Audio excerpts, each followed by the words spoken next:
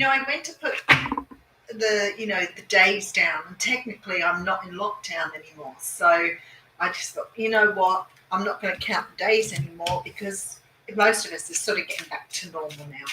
So you'll note that it's just the daily diary. I've been one busy girl this week, so it's been just really difficult to sort of find time to get on. But today I found a little bit of time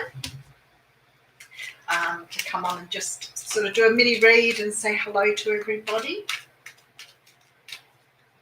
and see how you all are. Hey, Hayley. Yeah, I'm good, thanks, Hayley. Sorry, it's just been, hey, Gigi, how you going?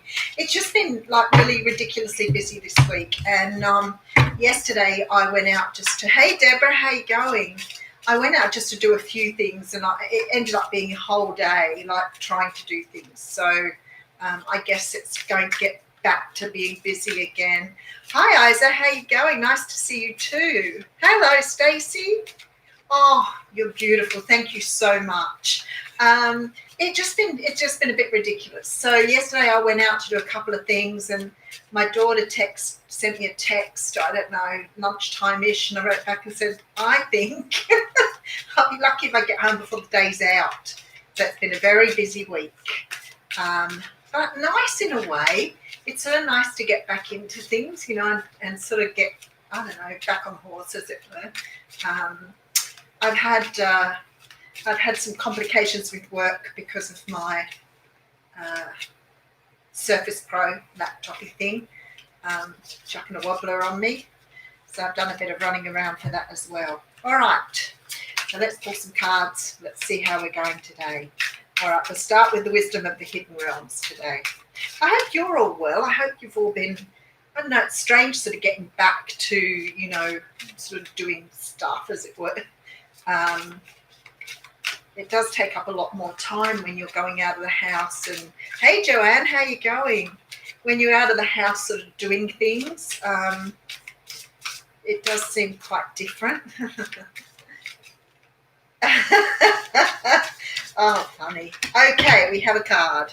This one wanted to come out. It took a little while, but we got there. And I had the card of the Diamond Dreamer. And it's funny because I think we had this the other day. After all that shuffling, material wealth and true prosperity. I'm sure we had that last time I come on. I could be wrong. I'll know when I start reading, but it just looks familiar. Where am I going here? I can't count today. Apparently, then I went straight to the page. So here we go. It's all about the Pentacles. It certainly is. This one is definitely about the Pentacles. When the Diamond Dreamer arrives, he represents the successful... Hang on a second. I just realised I don't have my headset on. There's a tiny little voice in the background. I bet that's better. When the Diamond Dreamer arrives, he represents a successful manifestation of the unseen into the material.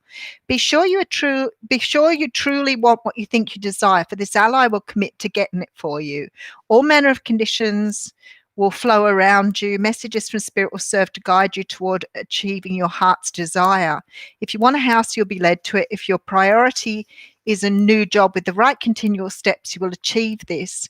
If you desire a more harmonious relationship, the measures needed to create this will be obvious. A project finally pays off. Material gain and positive financial shifts may also be on the way. You will indeed see the tangible results of your ambition.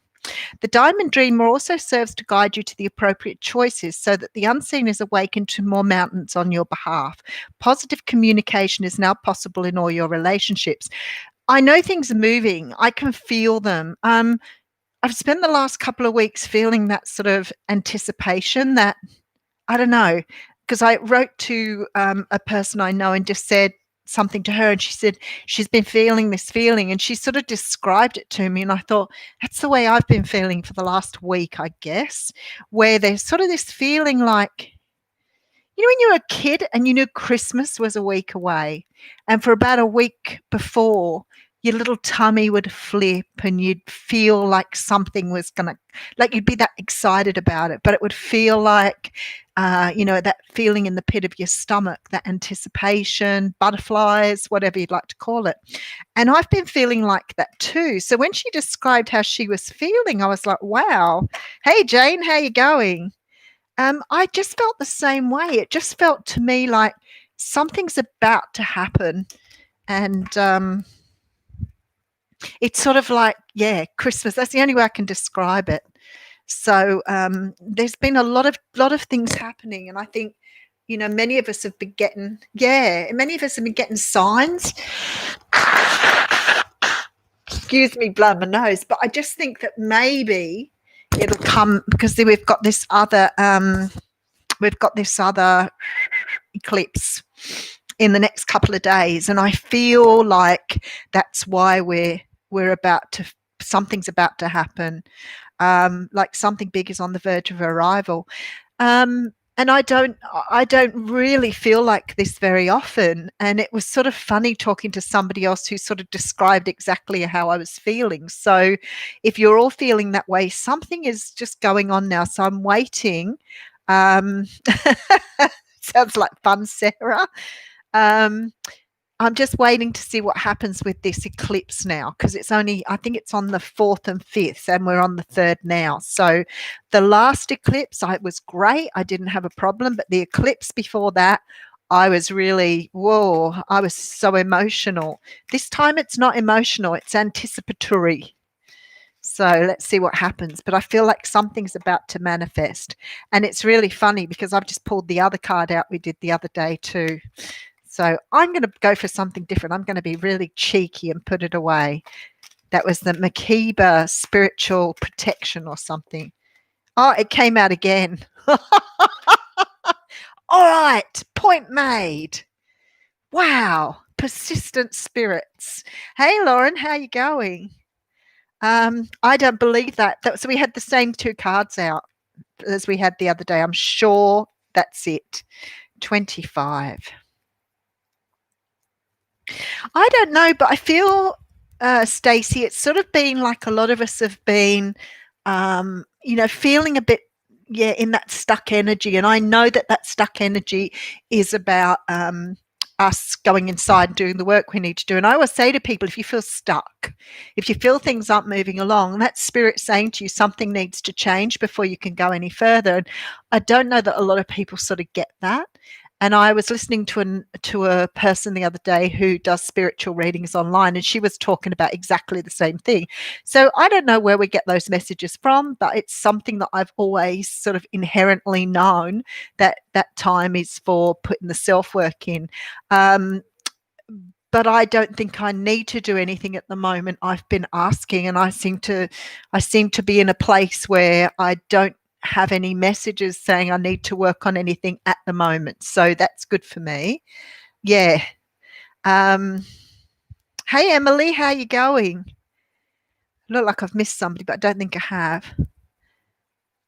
Yeah, it's funny, isn't it?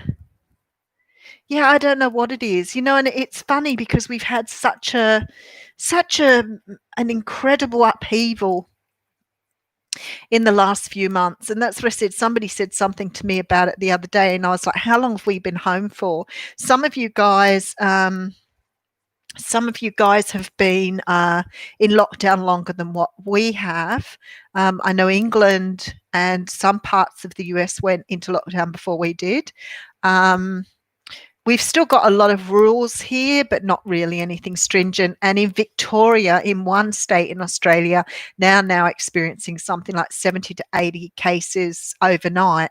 And the amount of people now has gone from being on an average of about 500 people sick up to around about 1,000 people sick at any one time. So we've increased that quite a lot. But I think there were 77 cases yesterday, new cases overnight. So it's not gone anywhere. We've really not got rid of it. And I don't think we really have an answer yet. The only thing is our death rate stayed quite stable. So let's hope not too many people die. That's the main thing. Oh, you're getting a bit short fused, Joanne. Yeah, I sort of get that a little bit. I think that's understandable. I think, Hayley, you've got the right idea. I think this is the time to really pamper and be kind to yourself. Salt baths are good too, Sarah, but I think this is the time to really be on top of things. Stacey, we were testing quite a large number of people to start with. We've never really said no to the testing side right from the beginning. They were really good with that. Hey, Jeanette, how are you going? I don't know how many people we are currently testing a day, but the amount of people who are sick in one state is certainly higher than it's been since this thing has been around in one state. And we've had, I think, 4 states that have been completely clear, like New Zealand was, and even they have had cases over the last week. Only a few, but they've still got new cases. We haven't got to the end of that cycle yet, Sarah. They keep talking about it, but we haven't got there yet. I think it's anticipation of the cycle closing, but something's coming in to help you close the cycle. For most people, there's something coming in to help you close it. And I feel it's more than likely something somebody's going to say or some sort of decision that's made that will help you move forward. But that's still everywhere in the readings, and not just in mine. It's in lots of readings that I've heard too. So it's been quite interesting, really. I've been reading for a long time. I've never experienced some of the stuff that's going on at the moment. I've not experienced before. So I'm not really sure why these things are happening. So we have macabre spiritual protection. Now, this is the one I pulled the other day with that other card. I'm sure of it. So it says being open to receive. See, and that's about receiving. So I definitely did. Being open to receive is a way to gain empowerment, strength, and all manner of assistance. To enhance receptivity, it can that's really written badly. It can be helpful to declutter and cleanse your energy field. So for those who you having massages and salt baths, you're doing the right thing. This allows for that which is not rightfully yours to be shared.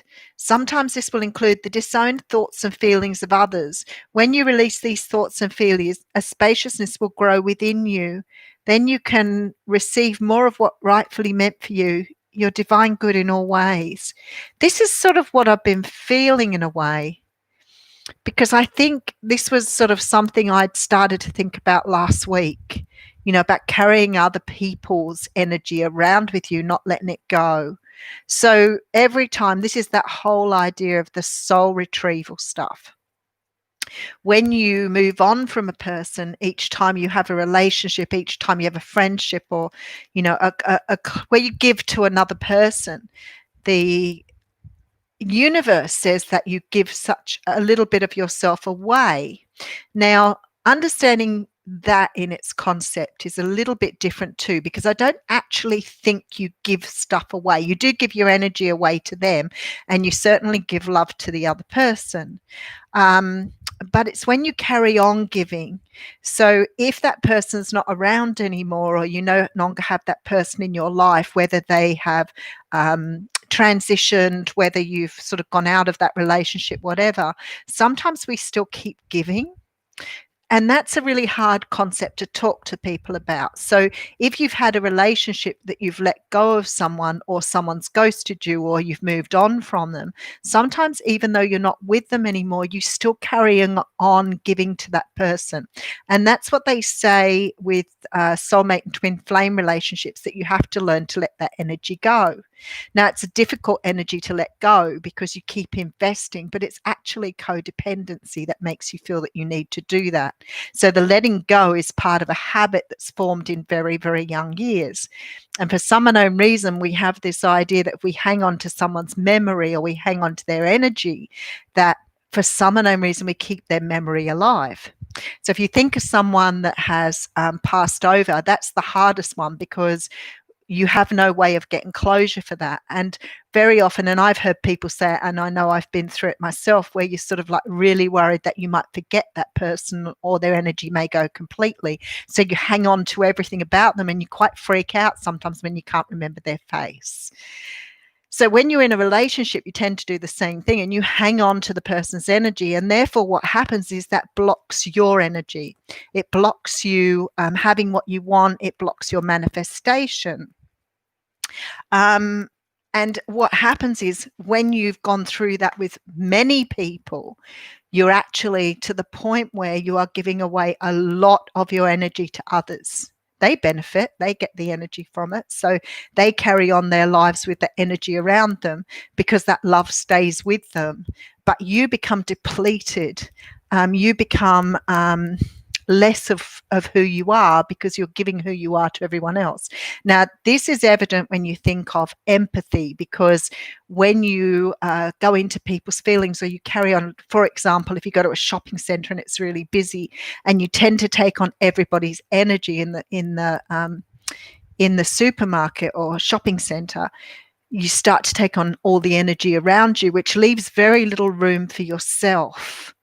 And this room for yourself is what is needed for you to be able to manifest what you want in life and to get, especially your material things coming freely to you.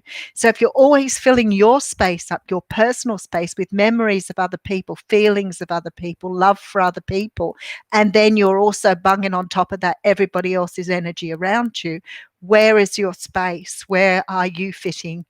Where are you belonging? Because you're no longer got the space to be within yourself. So you become very scattered and very sort of dispersed. And that is why the meditations around soul retrieval is so important. So Haley's been doing that work as well. Yeah, big stuff in Florida and Georgia in terms of that. It could be Stacey, definitely, but I don't think that the person who's coming in is there to bring love back into your life. I think they're there to help you release all that energy that you have taken from other people, all the pain that you've maintained in your body, and all the lack of space you've left for loving yourself. So even though we're working on loving ourselves, I think that we don't have a lot of space to love ourselves because we're still busy loving everybody else. So it's very much about bringing that balance in. And this idea, hey, Crystal, how are you going? This energy that you can get rid of it, Deborah, but you've got to want to get rid of it. And sometimes we hang on to it because we recognize the pain and the suffering, and we hang on to it because we feel better suffering, which is a really, really sad thing, but it's what we do as humans. And it's something that's been taught to us, I think, through religious practice. I may be wrong, but the whole suffering of life, life, suffering, giving to others, all those sort of things. So I feel that you're not only carrying around everybody else's energy, but you're also leaving less and less room for yourself. And I think that is what they're getting at. I've been trying to understand it for such a long time. What does that mean? What does this mean, this getting rid of all these other things? But that's what we do in life. We make room for everybody we love. We have love to give away. And in the end, we have very little love left for self. So it's sort of managing to get back to loving yourself in the way you should be. So we do the work to love ourselves, but we may not be doing it in a way that we're bringing back 100% of that love of self that we need. And because of that, we don't grow in a way we should. And I do think that there is so the way I'm seeing it with spirit, and I've thought about this a little bit too, I feel that there is, especially with the twin flames, because there is so much damage on both sides, a lot of childhood trauma, a lot of energy that has been accumulated unnecessarily by people giving to other people. I feel that that is where the twin flames sort of do the rest of the healing together, because I think they can only do so much on their own. And this doesn't mean someone completes you, because I hear this all the time, twin flame completes me. I wish I had someone in my life to complete me. No, you don't get the right person in your life unless you are complete and whole as you are. But I feel that in these particular very strong soulmate relationships, there is something about the two of you together that releases a lot of this stuff that you've not been able to let go of, and brings back what should belong to you that you've given out to the universe. So I think this is the gift that they keep talking about that's coming to you. Yeah, that's crazy, isn't it? Yeah, I think so. I think that's what it's all about, Stacey. I really do. Um, I think it's not about encouraging you to love yourself. I think they're going to shift your thinking in some way. Um, I think that there is something that perhaps you're doing in a way that you think, or we think, is the way to do things, but we've never been opposed or taught to do it in a different way. So it's sort of like we've grown accustomed. This is why when Spirit is talking about releasing the past and everybody goes, well, it's a person, it's a thing. No, I don't think it is. I think it's an energy of us holding on to something because we think that is the way we survive. So I think it's a very, I'm trying to think how Spirit's explaining it to me. It's sort of like a very high impact behavior that we're not really understanding that we own. So it's sort of like something that is dampening down everything within us that shouldn't be dampened down. But something has to come up. And I still can't quite get the grasp of what they're saying, but it's sort of like an energy of us holding on to something that needs to be let go in order for everything else to float to the top. And I feel like for many of you, it's probably something either unknown or some sort of talent or skill you have from your lifetime that you've put on hold. But I don't think many of us are going to know what that is until it's released, if that makes sense. And I don't think it is an encouragement of self, I guess, in that way. Yeah, I always say that, Gigi. That's the way I say to people all the time. If you don't take care of yourself, how are you going to give to others? But really and truly, and that is really important, but I still feel that most of us give beyond what we are able to give. So I think that a lot of us spend our times with our own soul, our own vessel, somewhat depleted. And I don't think we have the room to put stuff in because we've put everybody else's room in there. So just remember that self-love thing, it needs to take up the whole of you. And if you're only allowing it to have a little bit of space because you're busy giving that to everybody else. But if you think about it, how many people have you gone past in your lifetime, and those people move on from you and you still have really strong feelings for them, or really a very strong connection to them regardless. How often does that happen? How much space does that take up within you if you're constantly giving yourself to others? Do you give yourself that same amount of love and care? Or are you completely sort of depleted by doing that for everybody else? So I think it's something like that. And even I can't give you the answer. They keep explaining it to me, and I keep trying to understand what they're saying, but I still can't quite get it. I still can't quite get what that energy is. But it's definitely something that we're doing a certain way.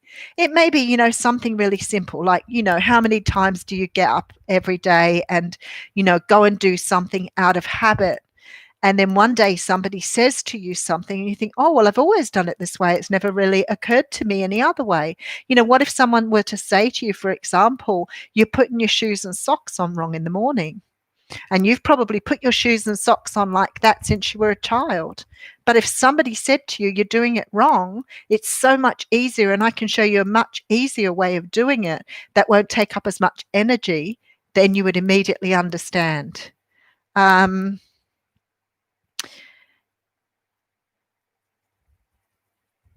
Then, Scott, you're not protecting yourself, okay? So you need to understand that if you're working with people, you don't give your energy all to other people. Never, ever. You have to learn to do protection. Because if you feel that that's what you're doing, then you're not protecting yourself. Or if you're trying to protect yourself, then you're not doing it in a way you should. You do not give yourself to other people. That's what we're all doing wrong. You don't do it. You can't do it. You can't be the best version of yourself if you're constantly giving to others, whether that's at work or whatever you do. So you have to get that back into perspective. Doesn't mean you don't do your job, but your job's your job. When we were doing this last, I'll just go back and have a look. Yeah, because if you're hanging on to the energy, Jeanette, if you're hanging on to the energy of another person that's gone out of your life and you're still feeling sad and still finding it difficult to move on, then that's codependency. That's about believing that the other person needs love more than you do.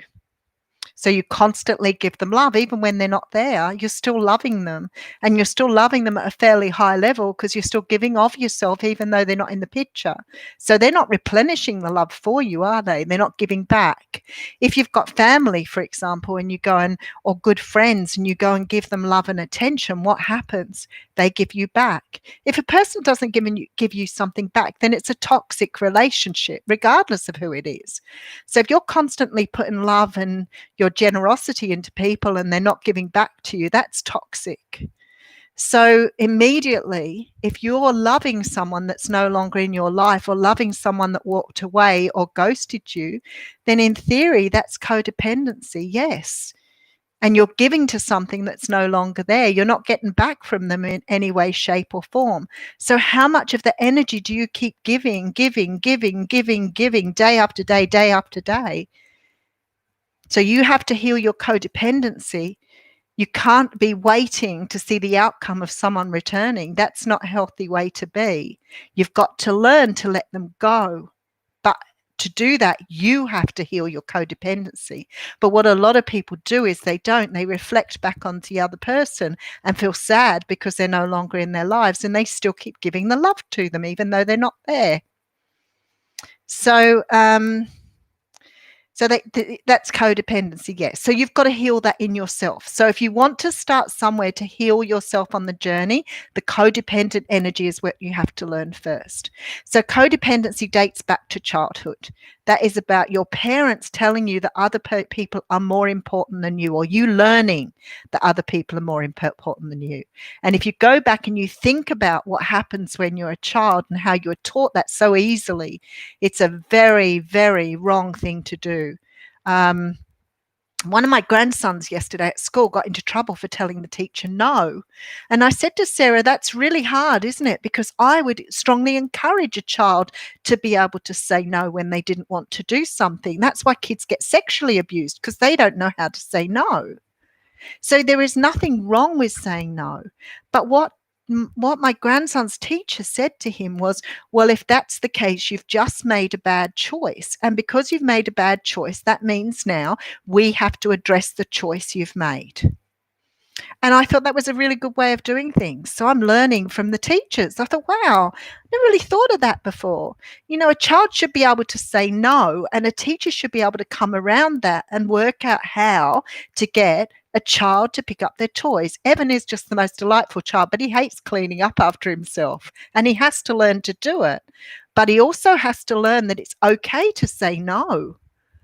Because if we're not teaching our children to be strong and to be able to do that, that's not right either. But you just have to teach them when that no is okay and when that no is not okay. And making a bad choice is a really good way of doing it. So trying to get them to understand was really, yeah. So let me just come back. That's right. Thanks, Moira. Where did you come from again? You have this sneaky ninja thing you do.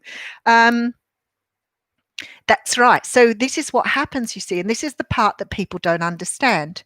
So if you're a codependent person and you've always given of yourself to other people, whether that's in relationships, friendships, jobs, or whatever, and you feel that you need to give all the time, where is your room at the end of the day where everybody is giving back to you?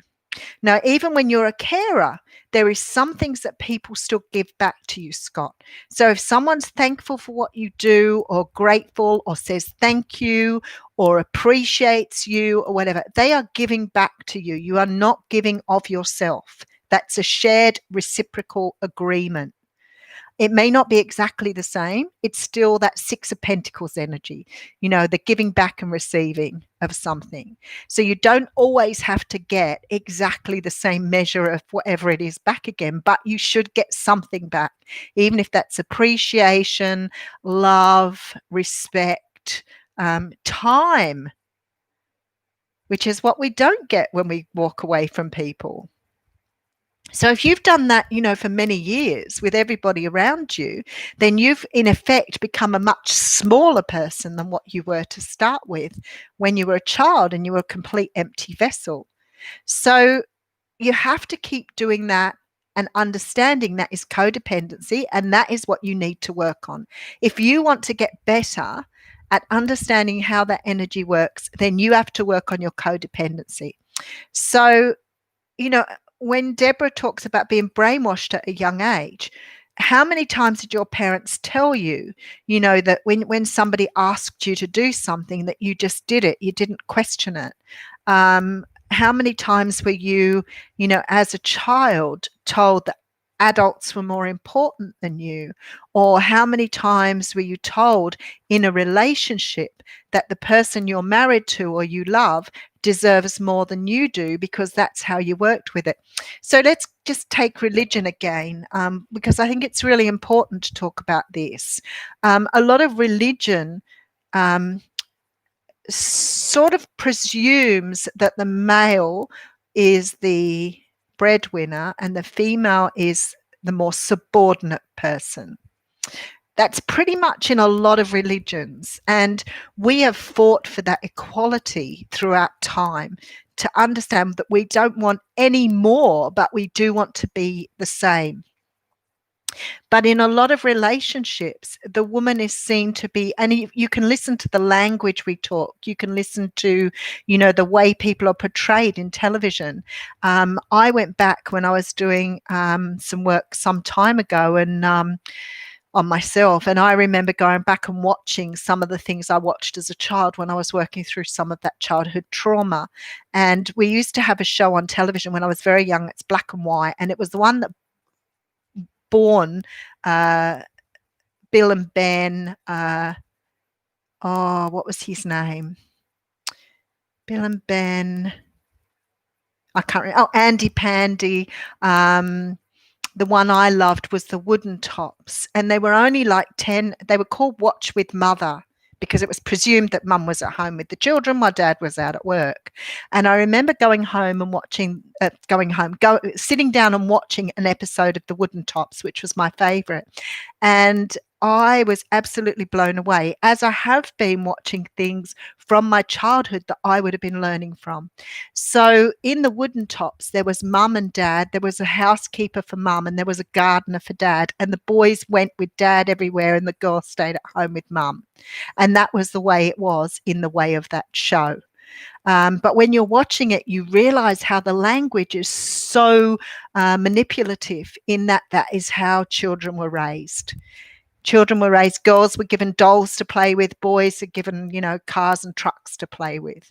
And it becomes very much part of who we are. Why? Why is it so? Yes, absolutely, Hayley. And it has been, I've understood that concept for a long while. I've been really lucky that that was one of the earlier concepts I started to understand, the give and take in things. So I've learned to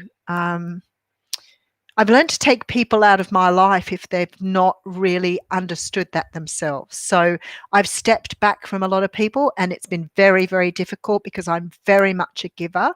But I understand how easily I get depleted of my energy. So I now surround myself with people. Someone's at my front door. Just hang on a second. At least it may be the doorbell.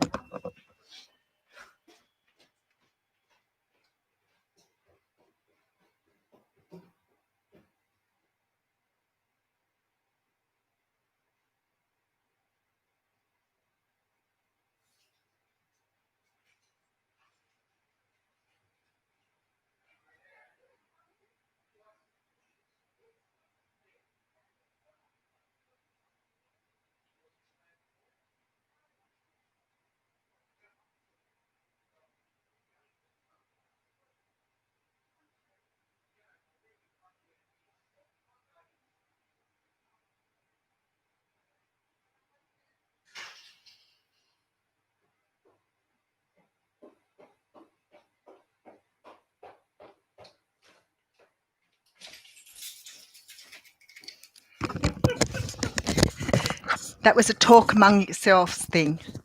Holy dooly. So, talking about giving back, my landlord has just brought me over. I asked him for shrubs, and he's just brought me over a heap of shrubs. And he said, while I'm here, would you like me to plant them for you? There you go. Equal give and take. I look after his gardens. He brings me plants. I'll see you tomorrow. Take care. Mwah. Much love.